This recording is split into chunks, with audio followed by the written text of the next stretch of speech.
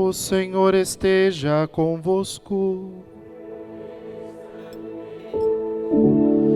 Proclamação do Evangelho de Jesus Cristo segundo João.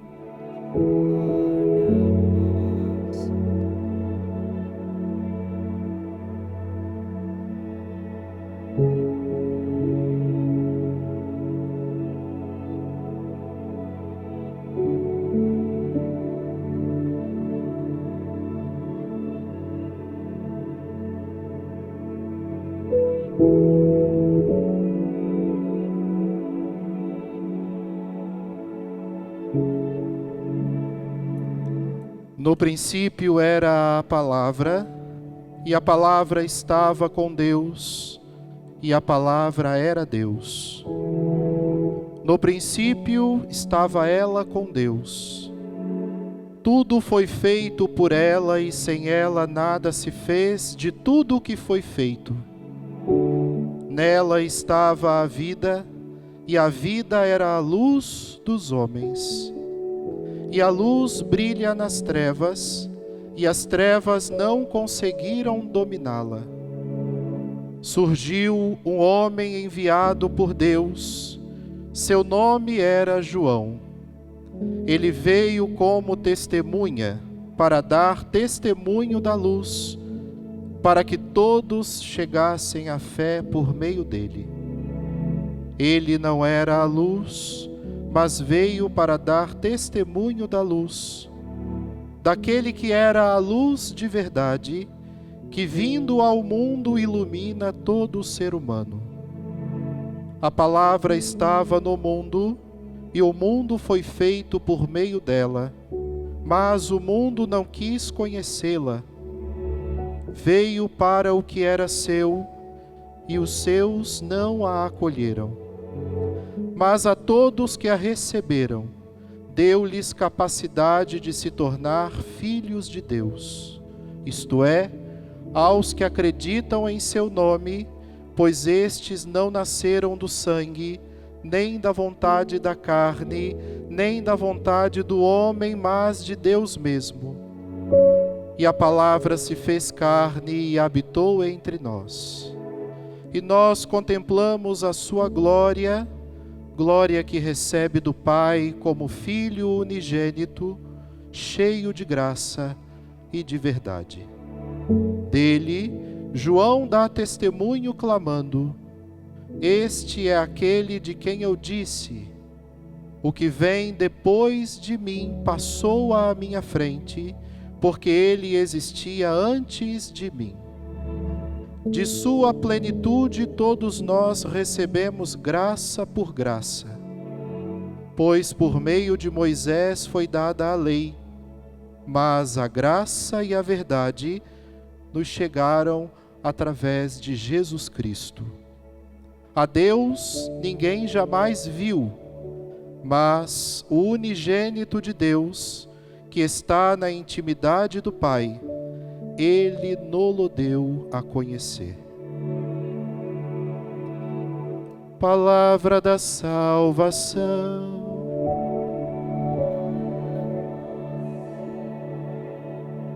Podeis sentar, irmãos e irmãs.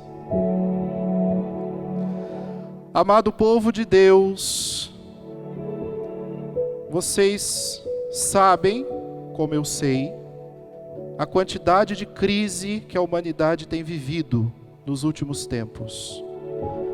E o padre invoca crise na conotação negativa mesmo, porque é na conotação negativa que a crise é tratada por nós, seres humanos.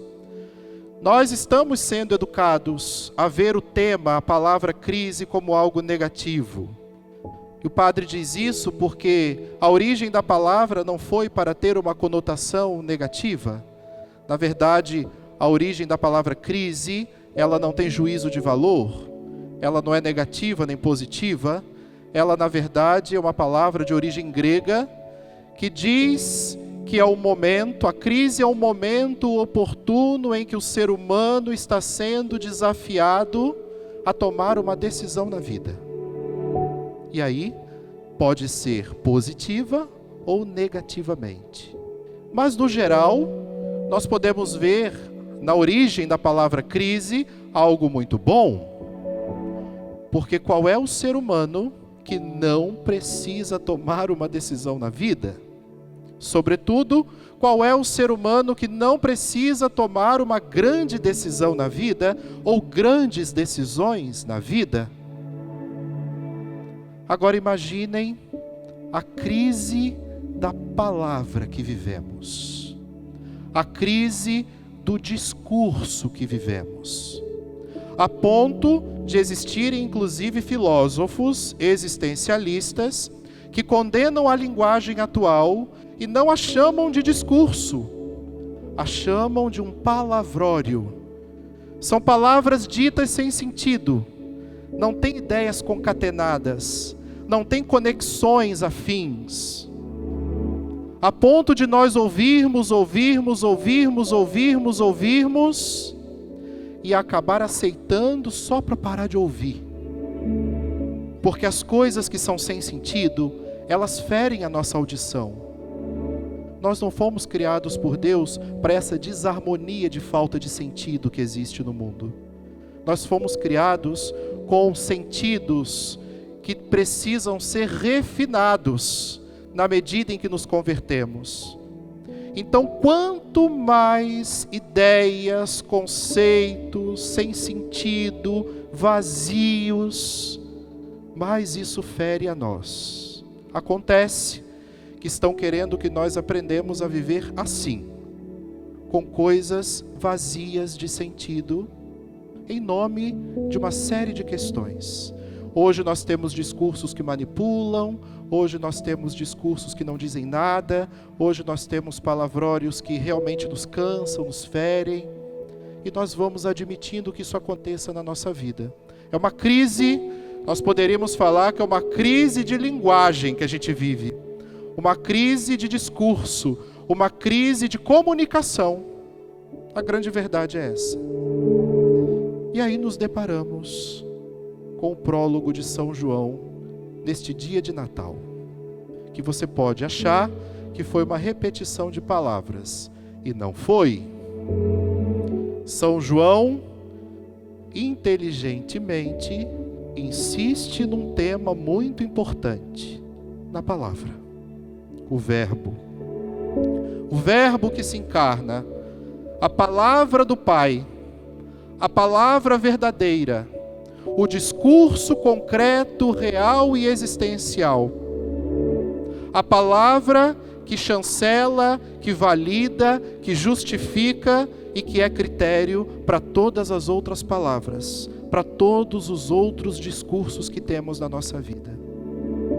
E quando o padre fala todos, o padre está falando realmente de todos, porque nós não estamos 24 horas na igreja, em ambiente religioso, mas nós somos religiosos aonde quer que estejamos. Nós somos praticantes de uma religião cristã por meio da Igreja Católica Apostólica Romana.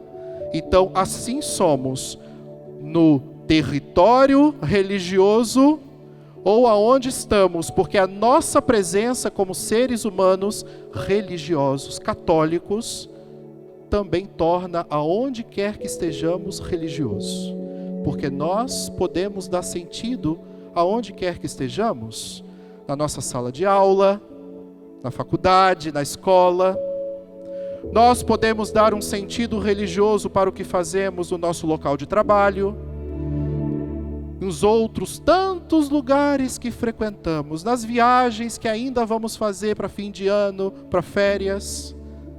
Nós podemos tornar os lugares religiosos. Agora, se nós formos até esses lugares com discursos vazios, com palavras sem sentido, nós não tornaremos nada religioso, porque nós não estaremos sendo religiosos. O critério é Jesus, o Verbo encarnado, a palavra do Pai, que sempre existiu, que existe e existirá, como grande sentido, significado, como grande semântica da nossa vida, como grande sentido da nossa vida.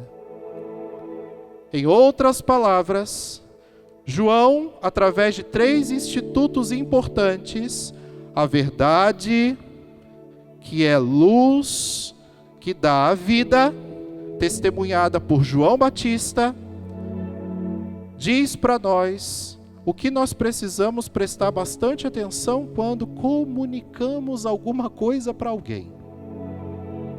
Mais uma vez, seja em qualquer dimensão, se eu comunico no meu ambiente de trabalho, com uma linguagem técnica até, se eu comunico na escola, na faculdade, apresentando um trabalho, sem precisar citar o nome de Deus, porque ainda tem isso na cultura, dependendo do lugar, se você cita o nome de Deus, tu é reprovado, cancelado. Mas você não precisa citar o nome de Deus para ter um discurso verdadeiro, porque a verdade ilumina e se ilumina da vida. Essa é a tríade que o prólogo de São João nos apresenta neste Natal do Senhor, para que nós possamos extrair deste menino, aparentemente frágil, aqui só representado por uma imagem, até porque isso aconteceu há 2024 anos atrás. Jesus já não é mais esse menino, mas ele, sendo menino, já era a verdade. Já era a verdade. Porque ao encarnar-se como humano perfeito, assumindo nossas habilidades e causas, o Senhor não perdeu a sua divindade. Aliás, ele só pôde fazer isso porque ele era Deus. Se ele não fosse Deus, ele não conseguiria viver a teologia da encarnação sem assumir o pecado. Porque isso não é de Deus. O pecado é humano, por isso ele não assumiu. E aqui o padre te chama a atenção para você saber exatamente o que nós celebramos no Natal, porque pode ser uma coisa bonita, né, harmoniosa. O Natal do Senhor é a coisa mais linda do mundo, aqueles cantos, né, e noite feliz, e jingle bell, e árvore piscando, e presente na árvore, e chester assando, aquela coisa toda, e incenso subindo. Meu Deus, que coisa maravilhosa. Pode ser que na tua cabeça o Natal até aqui seja isso. Mas o Natal do Senhor que celebramos é o nome litúrgico que nós damos para atualizar aquilo que teologicamente acreditamos. E quando nós falamos em Natal do Senhor, nós estamos dizendo que nós acreditamos e celebramos um Deus que se encarnou. É isso que nós celebramos. Nós celebramos a encarnação de um Deus que ganhou carne, ganhou ossos, por escolha livre e própria dele, mas assumiu. E ao assumir isso, ele quer dizer para nós uma coisa muito importante, porque ele não nasceu em palácios, ele não nasceu com complicações, ele nasceu com simplicidade, para dizer para nós que ao nascer em Belém, ao estar pisando no chão que pisamos, Deus nos ensina que para todo caos que o pecado até hoje causou na nossa vida, para toda a complexidade da vida que vivemos, para toda a complicação que muitas vezes nós buscamos para lidar com os nossos problemas e a nossa vida, Deus diz para nós: a tua conversão, a minha conversão, precisa me converter a visão, o jeito de lidar com a minha vida, para que eu torne a minha vida cada vez mais simples. Para que eu seja menos cruel comigo mesmo, para que eu seja menos complicado comigo mesmo, para que eu pare de inventar moda e criar chifre em cabeça de gado que não existe. Porque o ser humano tem esse dom. Tem esse dom de transformar uma situação que poderia ser facilmente dissolvida num diálogo. Tem a tendência de tornar aquilo uma grande tempestade. E o Senhor, ao nascer em Belém, diz para nós: não é assim que se chega ao céu. se chega ao céu tentando ser o mais próximo do que eu sou, e eu sou o simples por excelência. E ponto final. E aqui o padre pede o seu cuidado para que você não entenda simplicidade com coisas simplórias, reducionistas, para que você não queira viver o mínimo da vida. Porque nós estamos sendo chamados a viver na simplicidade, porque se Deus é o simples por excelência, e é eterno por isso, significa que viver a simplicidade é viver a nossa melhor versão. Sempre. A gente vê às vezes nas postagens, né? Estou na minha melhor versão. Estou na minha melhor versão. A nossa melhor versão é tanto quanto mais simples nós formos. Você pode continuar vestindo as roupas que você veste, incrementadas. Não tem problema não. Porque aqui nós estamos falando de coisas divinas. Por isso não estamos falando de estética nem coisas externas. Nós estamos tratando de coisas internas. Nós estamos falando de alma, de consciência, de coração. É disso que nós estamos falando. E a palavra de Deus, deste Natal do Senhor, ano C, quer nos chamar a atenção para não vivermos de vazios, sem esperança. O padre volta nisso. Quem estava na missa de ontem à noite ouviu o padre falar isso. A coisa mais triste na vida de um ser humano é quando ele perde a esperança. Nós não podemos perder a esperança. Jamais. É uma virtude que nos é dada pelo batismo, junto com o Espírito de Deus. Enquanto se tem esperança, se luta pelo céu. E nós não podemos perdê-la. Olha que coisa mais linda que nós estamos lendo em Isaías hoje, na primeira leitura. Quem estava ontem à noite ou participou em outro lugar, na missa da noite de Natal, vai lembrar que é o mesmo profeta de ontem à noite. É Isaías também. Só que estão em momentos históricos diferentes. O de ontem estava lá na iminência do exílio. O de hoje está terminando o exílio. Ontem era Isaías 9, hoje é Isaías 52, caminhando para o final do livro de Isaías, quando a Pérsia está tomando conta de Babilônia e dando logo depois o indulto para os judeus poderem voltar a Jerusalém para reconstruir a cidade.